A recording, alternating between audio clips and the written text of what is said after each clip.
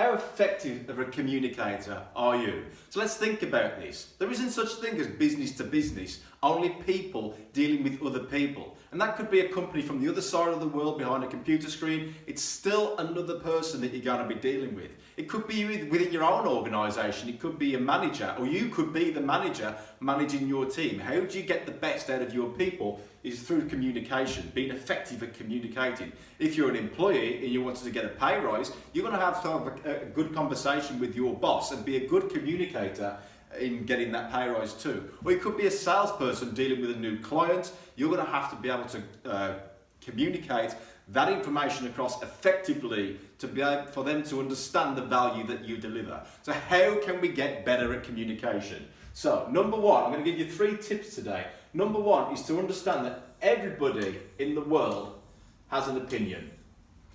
Now their opinion is derived from their experience and the knowledge that they have right now. If they don't have that knowledge yet, then that's not their fault because everybody's on different storylines. So everybody's opinion is correct. Number 2 is that if everybody has an opinion, then understanding that new learning is always available. Nobody knows it all. So if you think to yourself, I know all this already, or that person thinks, I know it all already, how far do you think that conversation is going to go and the communication is going to end up if they know it all already? So removing this I know attitude to understand them more so they can understand you more opens up better communication amongst opinions.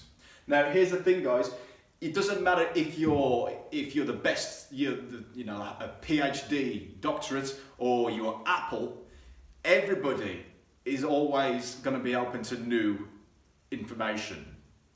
And the reason for that is if you think about Apple, how much do they spend? Millions and millions on new research and development. They don't know it all yet. Nobody knows it all. So always be open to new information. So number 3 is to think, how can I make this a win for myself? And how do I make it a win for the person that I'm talking with?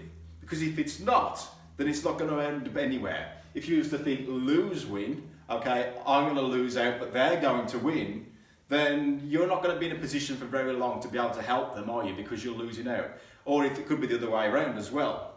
So if you was to think win-win, what is it that's going to be a win for that person? What makes it a win for them?